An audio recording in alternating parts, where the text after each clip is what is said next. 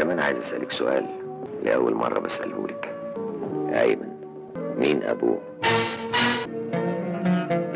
سؤال غريب ومفاجئ، مش كده؟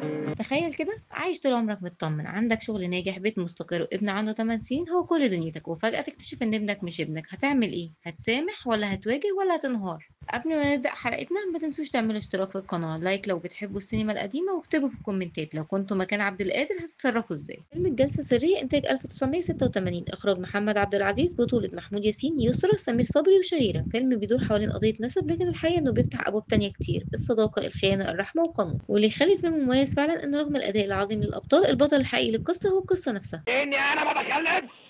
ايوه، ما بخلفش. وحكايتك كانت السبب في اني عرفت الحقيقه دي. انا عمري ما خلفت ولا هخلف، وايمن كمان مش ابني. ايمن واحمد مكتوبين في شهادات ميلادهم باسمي، وهم مش ولادي. انا ملياش ولاد. عبد القادر رجل أعمال ناجح، عنده حياة مستقرة مع مراته زهيرة وابنه اللي عمره 8 سنين. في يوم عادي وهو ماشي بالليل يشوف بنت اسمها إحسان مرمية في طريق مقطوع وتعبانة جدا، وبحسه الإنسان يوديها المستشفى ويدفع لها المصاريف ويمشي. لكن المفاجأة لما تولد في المستشفى ويسألوها عن الأب وتقول عبد القادر. الخبر بيوصل لمراته زهيرة وتبتدي تشك وتبدأ المشاكل. عبد القادر يحاول يثبت إن الطفل مش ابنه بالدي إن إيه، لكن الصدمة الأكبر إنه يكتشف إنه أصلا ما بيخلفش، ومن هنا تطلع الحقيقة الأليمة: ابنه اللي عاش معاه 8 سنين مش ابنه. انت عندك عيب خلقي يخليك لا يمكن تخلف، والعيب ده موجود معاك من صغرك. يعني انت عمرك ما خلفت وعمرك ما هتخلف.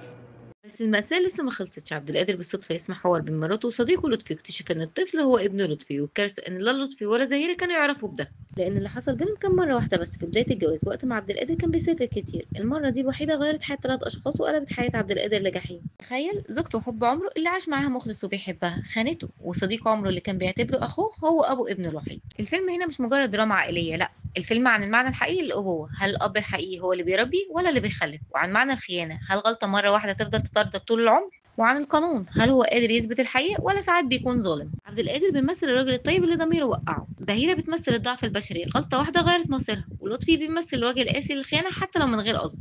وإحسان البنت اللي مجرد إنها حملت من غير جواز، المجتمع حكم عليها من غير ما يسمعها. محمود ياسين عمل أداء عظيم، عينه ونبرات صوته المميزة قالت كل حاجة. يسرا قامت بأداء رائع لشخصية معقدة ومزيج بين الندم والصراع والبقاء. سمير صبري كان متقن جدا لدور الصديق اللي بيتحول لسبب الكارثة. وشهيرة قدرت توصل لنا وجع البنت اللي ملهاش سنة. الإخراج كان ذكي جدا، ركز على اللحظات الصامتة اللي قالت أكتر من الكلام، وعلى الصراع النفسي اللي جوه الشخصيات. فيلم الجلسة السرية مش بس عن نسب، ده عن حياة كاملة اتبنت على سر، وبيسيبنا نسأل لو كنت مكان عبد القادر كنت هتعمل إيه؟ الفيلم بيوصل رسالة إن القانون مش دايما قادر يوصل للعدل الحقيقي، وإن أحيانا الإنسانية أعمق من أي حكم.